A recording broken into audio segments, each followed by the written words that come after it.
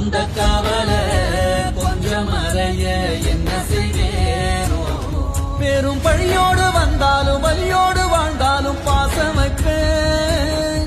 இந்த கூட்டுக்குள் கொட்டிய திருஷ்டிக்கு கண்ணீரில் பொட்டு வைப்பேன்.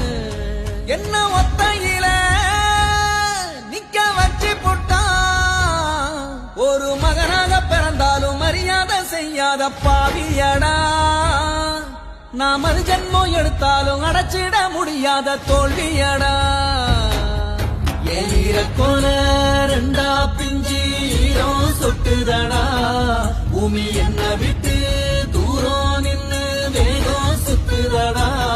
யாரு கண்ணு பட்டோம் வீடு ரெண்டு பட்டு போச்சே. ஒரு மரியாதை குறையாத மனுஷங்க இப்போது